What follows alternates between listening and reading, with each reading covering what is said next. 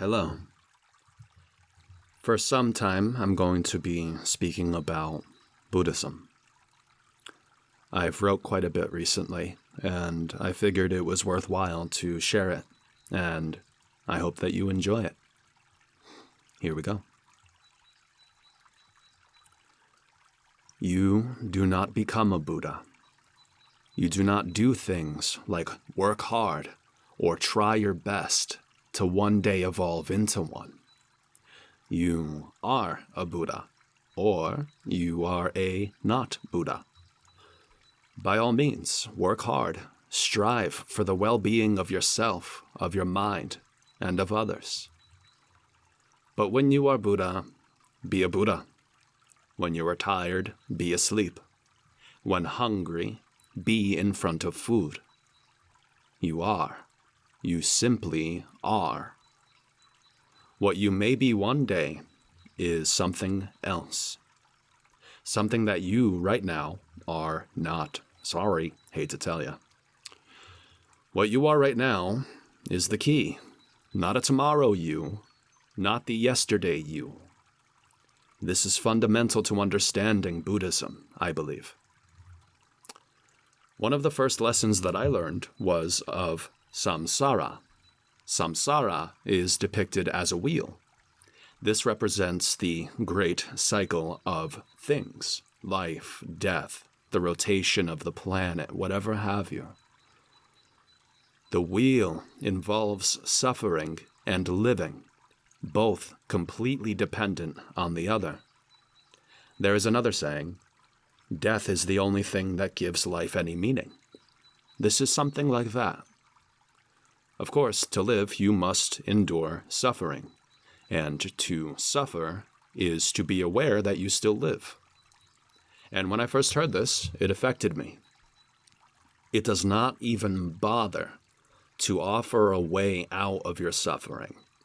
It does not appeal to the desperation that man rightly feels when we ask our grand questions, such as, why are we here? What is the meaning of life? Ooh, big stuff. No. Instead, it speaks rather plainly.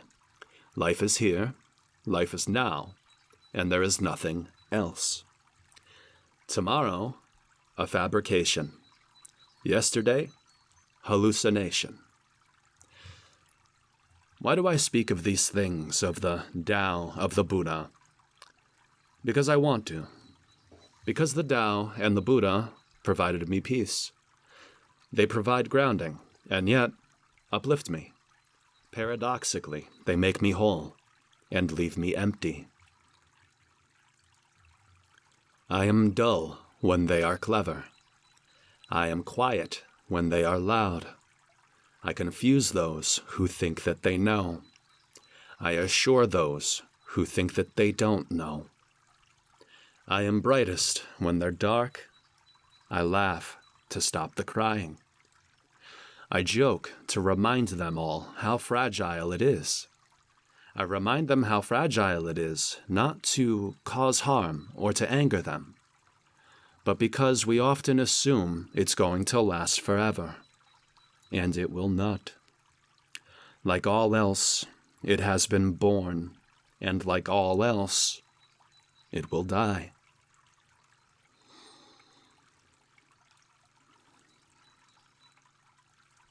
Loneliness may be the premier sensation of our time, an emotion brought about by many other emotions, other feelings, chaotic in their nature. Loneliness is caused in part by ignorance. It is a feeling that we are not a part of the world around us, the feeling that we do not belong. Many people deeply sense this loneliness on a cosmic scale.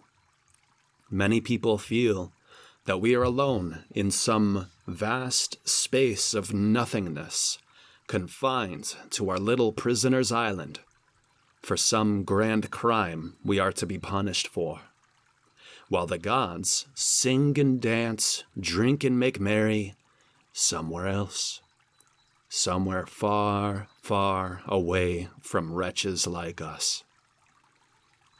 Well, ignorance is in part born from numbness. An overexposed society, too quickly dazed and bewildered by the technologies and conveniences allowed to us. We become desensitized, sterilized, and neutered. One may say that we have progressed far too quickly, and now the great throat of mankind pauses its indulgence to hiccup. Perhaps these moments of human history that we categorize as failures and disappointments are merely the labored breaths of the grand architect, hard at work. In, out.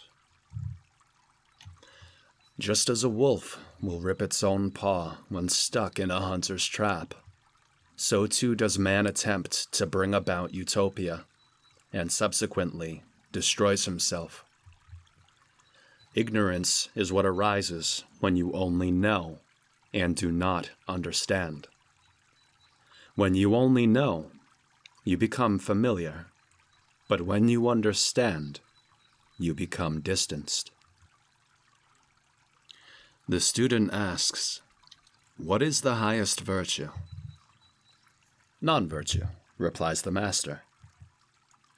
"What is the lowest virtue?" "I do not know." "Are you bothered that you don't know?" "I would like to, but I am not bothered by it." "You speak like you know nothing. Why do you feign such cluelessness?" The student expected the master to display some sort of linguistic magic, to provide a grand conclusion, some sort of genius retort. The master says, "You are trying to be sharp, so I must show you the value of dullness." The master smiles, and in that moment, all of the student's questions were answered at once.